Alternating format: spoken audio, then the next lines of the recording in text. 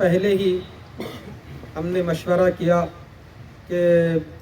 ایک press conference منعقد کی جائے اور جس کے تحت کچھ اہم امور کا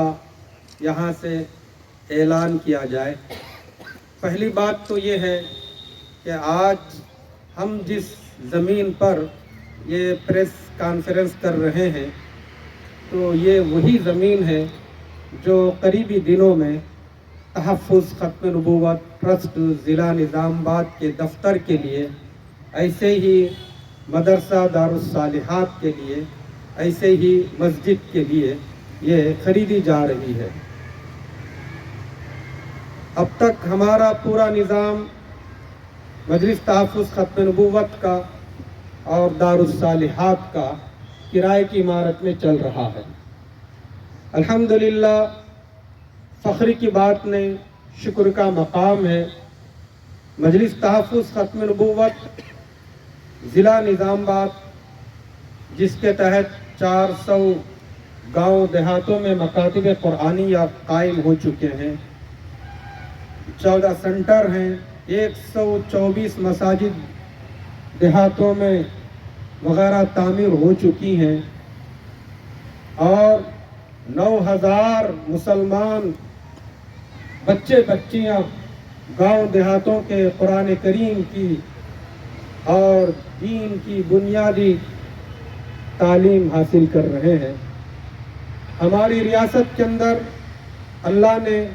اس کو یہ شرف بخشا ہے کہ اس کا نیٹ ورک صرف ضلع نظام آباد ہی میں نہیں بلکہ اطراف کے اضلاع کے اندر بھی، غریب بستیوں میں اور خصوصاً قادیانیت سے متاثرہ علاقے کے اندر بھی یہ نیٹ ورک کام کر رہا ہے۔ اسی طرح مدرسہ دارالصالحات، اس کے قیام کی بنیادی غرض بھی یہی ہے کہ چھوٹے چھوٹے گاؤں دیہات جہاں 2 گھر 5 گھر مسلمانوں کے مسجد نہیں، مکتب نہیں،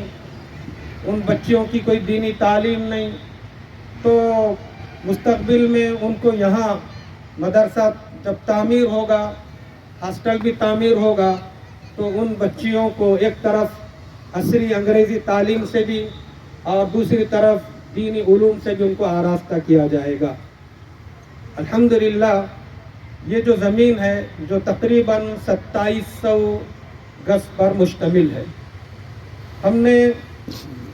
40,000 روپے گز کے حساب سے خریدنا طے کیا ہے۔ اس کے جو اونر ہیں محترم جناب ممتاز محی الدین صاحب، جو متوطن اصل تو یہیں کے ہیں لیکن اس وقت وہ حیدرآباد میں رہتے ہیں، تو اس زمین کی پوری جو رقم مبلغ ہے وہ 10 کروڑ 75 لاکھ روپے بن رہی ہے۔ انہوں نے یہ بھی کہا کہ صرف 10 کروڑ آپ ادا کرنا، 75 لاکھ روپے یہاں جو مسجد تعمیر ہونے والی ہے اس کی تعمیر میں لگانا۔ تو میرے بھائیوں، یہاں رک کر میں اس بات کی وضاحت کرنا چاہتا ہوں، مارکیٹ کے اندر ایک طرف تو یہ بات چل رہی ہے کہ یہ زمین ہے نا وہ کوئی باہر کے صاحب خیر فری دی ہے مجلس تحفظ ختم نبوت کو، مفتی صاحب کو بول کے، اور کچھ لوگ بول رہے ہیں کہ بھائی بہت مہنگی خریدے بول کے۔ تو ہم وضاحت کرنا چاہتے ہیں یہ مفت نہیں بلکہ خریدی گئی ہے۔ اب یہ زمین مہنگی ہے یا متوسط قیمت کی ہے وہ آپ حضرات خود جو ہے فیصلہ کر سکتے ہیں، چونکہ تقریباً نے جو زمین اولڈ CRPF کیمپ میں خریدی تھی، جب صرف دارالصالحات یعنی لڑکیوں کا مدرسہ ہاسٹل پیش نظر تھا، وہاں کچھ پیچیدگیاں ایسی تھیں، کچھ مسائل ایسے تھے،